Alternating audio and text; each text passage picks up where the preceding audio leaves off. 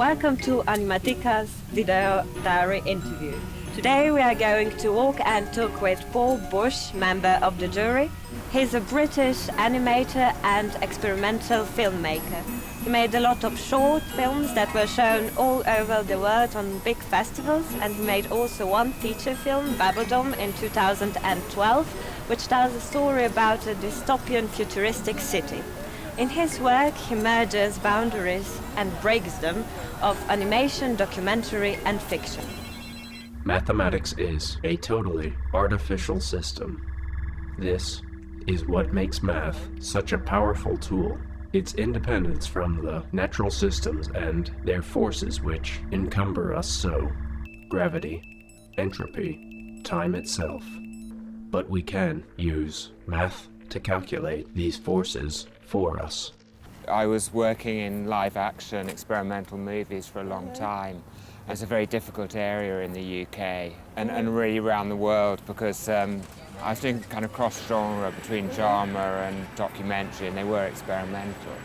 But drama in the UK is very theatre-orientated and documentary is very journalistic-led. So my kind of films weren't really particularly successful.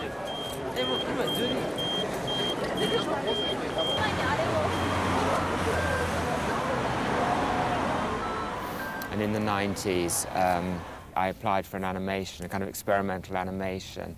It wasn't really a conventional animation, but I got the money to make the film, and really that kind of kick-started a slightly different career, working frame by frame. There's a very strong visual language in animation, and there really isn't a strong visual language. It's much more written language dominates drama and documentary. How did you decide which techniques to use? I mean, what options gives you the techniques you use? Can you describe? Well, I'm not really that interested in techniques. I mean, I think most animation people are much more involved in techniques. I just by chance made a scratched directly on film, as my first animation. I mean, it was because of a number of factors, but it was also to do with making a very low-budget film. And although it looks like animation, it looks very graphic, it's actually all based on the work of Gustave Doré and actually some live-action footage as well. That was never a baby you heard, nothing but the cry of my little pet bird. Soon after that, I switched and tried other things. And I'm not dedicated to a technique. But by chance, I found that this kind of pixelation of objects or moving photographs kind of yielded, really surprisingly, lots of kind of stories that I didn't expect. So I expected just to make one film in that style, but ended up making 5 or 6. And how about the theme of museum? That's actually quite often in your work. I mean, what is that really impresses you about museums? Well, I made a film at a museum in Switzerland. That was the first film, and I've made one more. It's partly because my technique uses lots of similar objects, and museums is where they are mainly. Because for me it was really interesting, because in the museums, you know, like the objects are actually like, you know, dead artifacts, but you make them actually alive, you know.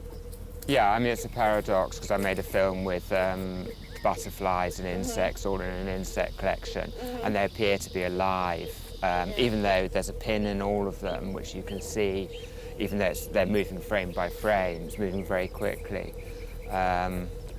And acknowledging the paradox at the end, I said no insects were harmed in the making of the film, at least not by me, because clearly someone had collected them all and killed them all. And what about your feature film, Paulom? It's a film about a dystopian futuristic city. So how did you come to the idea to make it? It's based actually on an earlier work I made in the 90s, which was a collection of not state-of-the-art at all, but some of it was state-of-the-art moving images that were being made in science and research. It was a kind of meant to be a portrait of Western society seen through the moving images that we don't make for entertainment or to talk about ourselves. All adding to the bubble of millions of diverse tongues which clamor around the city. Hello. So there's things like images taken for military and medical diagnosis and car testing, product testing. And I made a documentary by putting all this material together with no commentary. But it was organised, quite highly organised into sections. And so 10 years later I did pretty much the same thing, but this time based around a story. And the idea was that you might make a portrait of the future by taking material from as near as we can get to the future, which is the stuff being made in science research departments, maths departments of universities and so on. Where is the place of a human being in your films? Because in a few of them there's like, you know, a total alienation, and then you have like those when you shoot like the faces of people. Don't us to walk? Yes.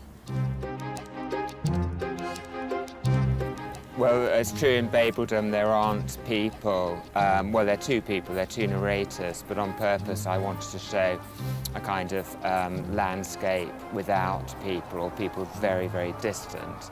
But it's not true that I don't make films about people, and at the same time as I made Babeldom, I made a film called Laid Bare, which was kind of close-up photographs of hundreds of people, close-ups of their eyes and their nose and their mouth and tiny details of the skin, and people kissing and apparently making love even. That to me was, I mean, maybe it was a response to Babeldom, but it was also kind of trying to make something that was very about love and trying to make the human body look very attractive and beautiful. And my sound designer and composer, Andy Cowton, made a really kind of warm soundtrack for it.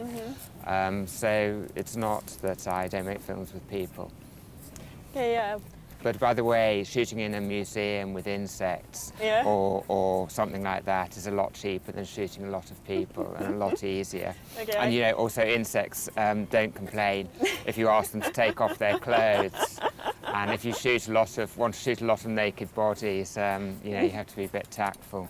It took me about 3 or 4 years to collect all the still images for it. It was originally supposed to be a kind of co-funded with National Film Board, but there was a real problem getting money in England, so I couldn't do a co-production.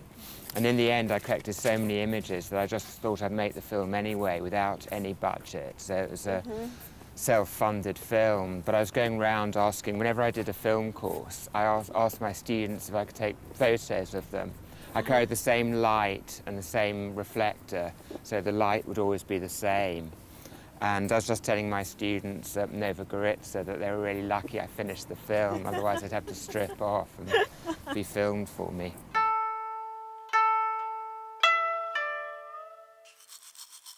I'm interested in how do you understand the relation between sound and image, because I think it's quite interesting how you use sound or music in your films.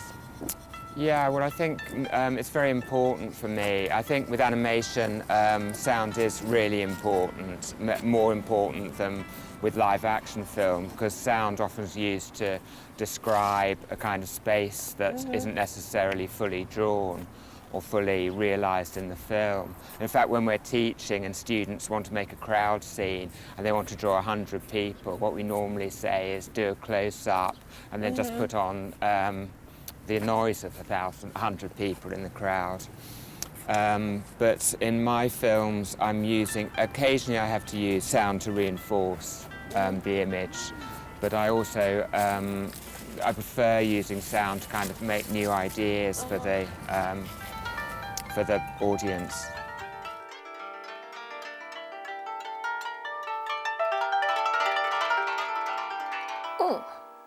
So, what are you interested in now? What are you doing now?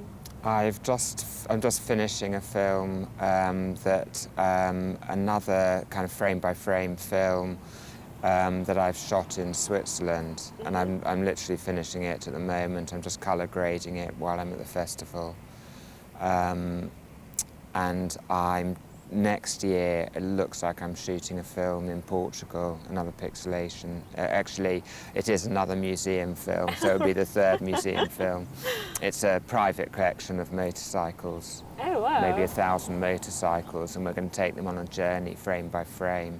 And why particularly motorcycles? Well, actually, I'm a keen motorcyclist. I'm glad you asked me that. Yeah. So someone heard about this collection and knew that I like making films of collections. I knew I liked motorcycles. Any volunteers can come and work in Portugal for free, carrying motorcycles in the sun. They'll be very welcome. Just contact the festival and ask for me. Cool. So, and how do you like the festival? It's the first day, as you know. In fact, the festival hasn't officially opened, so I can't give a very long answer to this. But actually, I've always wanted to come to this festival. It's really got a very good reputation that's grown and grown. I've had films shown here many times. I've seen the catalogue before from other festivals. It's always an interesting programme. So I'm not going to say, I'm excited and looking forward to it. And I can tell you afterwards what I thought of it. Okay. Yeah, I'll ask you. So thank you for the interview, Paul Bush. Pleasure. Yeah.